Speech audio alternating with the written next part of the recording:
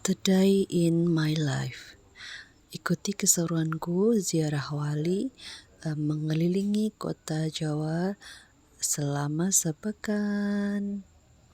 Dan 2 bis ini yang akan menemani kita selama sepekan ke depan untuk mengelilingi kota Jawa.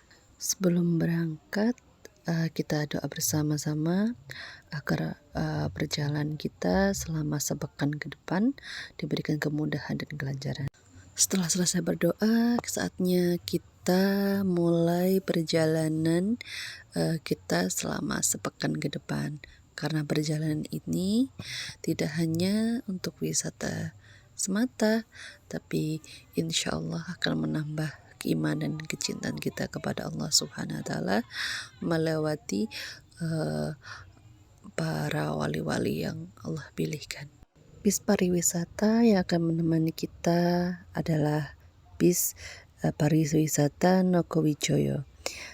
Bis ini menurutku Masya Allah sekali karena tidak hanya bisnya yang keren, tapi secara kualitasnya, pelayanan jadi Masya Allah banget.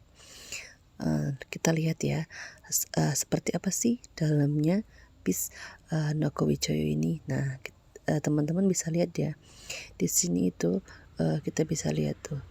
Ini bisnya tuh masih baru, ada perlengkapan P3K ya kan, kayak dispensernya gitu. Sebenarnya ada TV cuman nggak aku syuting gitu. Terus nah ini di atas tempat duduk ini ada charger. Jadi kalau kita kehabisan daya atau baterai, kita udah gak kebingungan. Ketika bis yang kami tumpangi mulai meninggalkan kampung tercinta, ada perasaan lega, haru, dan juga bahagia. Karena perjalanan ini adalah perjalanan yang aku impikan dan nantikan dalam 2 tahun belakangan semenjak kehilangan anak kedua. Jadi setelah anak kedua, qadarullah, Allah dan Rasulullah itu lebih mencintainya. Ketika di rumah sakit, hal yang pertama aku inginkan adalah ziarah ke makam para wali, karena di sana aku merasa aku harus ke sana gitu, karena aku ingin menemukan ketenangan dan mengobati luka yang terasa. Oke, kita lanjut. Maaf kalau ada iklan malah curhat ya. Setelah beberapa jam terus kita naik kapal, dan ini kita udah di laut. Qadarullah ombaknya lagi besar banget, jadi nggak berani nyuting terlalu lama di luar kapal ya. Ini akan butuh waktu 2 atau sampai 3 jam sampai kita turun di Pelabuhan Merak, dan kita tempat pertama yang akan kita kunjungi adalah Kota Banten. Nah, ini kita sudah sampai di Kota Banten, di makamnya Sultan Hasanuddin. Sebenarnya tadi di depan itu udah ngerekam tapi nggak kepencet, Masya Allah banget. Jadi kita dari depan tadi yang lihatnya depannya itu seperti apa gitu ya.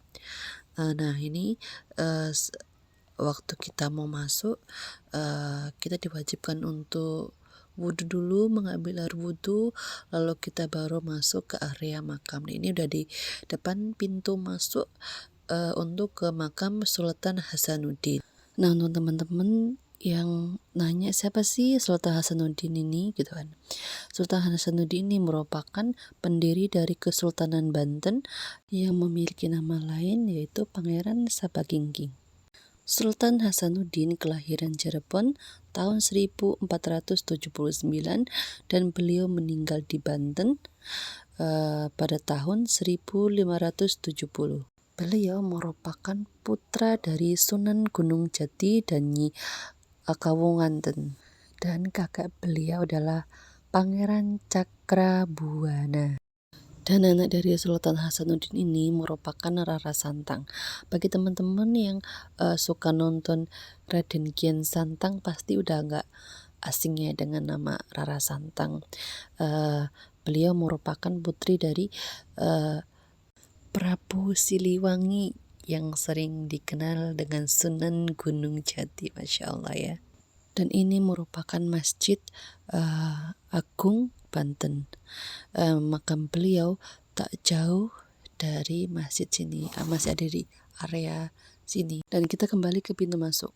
Nah, kita bisa lihat ya, dan ini Masya Allah karomah beliau dan berkahnya beliau dalam menyebarkan agama Islam yang membuat makam beliau itu nggak pernah sepi sampai sekarang. Dari pagi sampai sore hari selalu ada peziarah yang datang mendoakan. Coba bayangin kalau beliau itu manusia biasa yang nggak memperjuangkan agama Allah, apa bisa menggerakkan hati ribuan orang berdatangan terus seperti ini. Dan selanjutnya kita akan ke Sunan Gunung Jati. Lanjut ke part